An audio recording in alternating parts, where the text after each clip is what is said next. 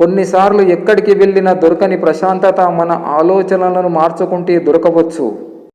గెలిచినవాడు గాడిద గురించి చెప్పినా గొప్పగానే ఉంటుంది, ఓడినవాడు భగవద్గీత గురించి చెప్పినా చెత్తగానే ఉంటుంది. ఇది నిజం.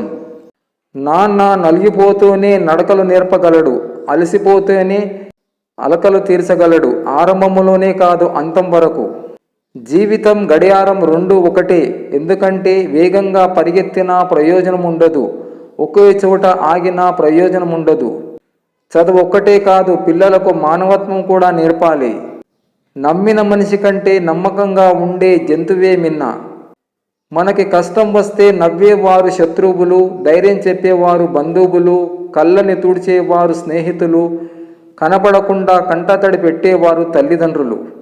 అమ్మఒడి మాత్రమే నీవు బాధలో ఉన్నప్పుడు అన్ని బంధాలు ఇవ్వలేని ఓదార్పు ఒక అమ్మఒడి మాత్రమే ఇస్తుంది.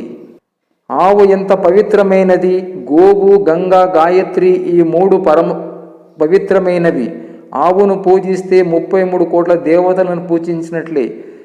క్రీములు లేకుండా చేయటంలోనూ అనేక నేత్ర హృదయ రోగాలను పారద్రోలే శక్తి గోమాయంలో ఉందని వైద్యశాస్త్రంలో ఉంది. ఆవుని ముట్టుకున్నంతని ఆయుష్ వృద్ధి చెందుతుంది. ఆవును నమస్కరిస్తే 3 కోటి దేవతలకు నమస్కరించినట్టే. అలా వచ్చినప్పుడు తల వంచితే ప్రాణం నిలబడుతుంది. గొడవ అయినప్పుడు ఒక అడుగు వెనక్కి తగ్గితే బంధం నిలబడుతుంది. ఒక్క క్షణం ఓడినా జీవితాంతం మనిషిగా గెలుస్తాం. పరీక్షలకు చదివితే మార్కులు వస్తాయి, పరిస్థితులను చదివితే మార్కులు వస్తాయి. అలవాటైన మొబైల్ను వదలగడానికే తెగ ఇదైపోతున్న మనం అలవాటైన మనుషులను మాత్రం అంత సులువుగా ఎలా వదలగలం? ప్లాస్టిక్ పూలు ఎంత అందంగా ఉన్నా తుమ్మెదలు వాలవు. మనిషి ఎంత అందంగా ఉన్నా మంచితనం లేకపోతే ఎవ్వరు దగ్గరకు రారు.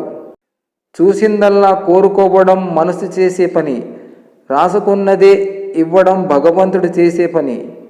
వంకర మనసుల్ని వదిలేస్తారు, నిజాయితీగా నిలబడితే అణగదొక్కేస్తారు. ఇదే నేటి సమాజం. దూరము నుండి చూస్తే అందంగానూ, దగ్గర చూస్తే విషాదంగానూ కనిపించేదే జీవితం. వేగం గమ్యాన్ని దగ్గర చేసేలా ఉండాలి. వేగం గమ్యాన్ని దగ్గర చేసేలా ఉండాలి, నిన్ను శాశ్వతంగా దూరం చేసేలా కాదు. నువ్వు ఆటలో పెరగాలంటే పోటీదారులందరినీ ఓడించాలి, కానీ జీవితంలో నువ్వు గెలవాలంటే నీతోటి వారందరినీ ప్రేమించాలి. ఆకలి తీరాక అన్నాన్ని, అవసరం తీరాక మనిషిని అలసుగా చూడొద్దు. ఎందుకంటే ఆకలి మళ్ళీ వేస్తుంది, అవసరం మళ్ళీ వస్తుంది. 6 అడుగుల మనిషి గొప్పదనం 4 అంగుళాల నాలుకపై ఆధారపడి ఉంటుంది. అవసరం వరకే ఆలోచన. దీనిని అలవాటు చేసుకుంటే మనసుకు విశ్రాంతి, మనిషికి శాంతి. నువ్వు తినే మెతుకు మీద దెబ్బ కొట్టిన వారిని క్షమించు, కానీ నీ జీవితం మీద దెబ్బ కొట్టిన వారిని మాత్రం క్షమించకు. నేలను నాశనము చేసేవాడు నింగికి ఎదుగుతున్నాడు, అదే నేలను ప్రేమించేవాడు ఆ నేలలోనే కలిసిపోతున్నాడు.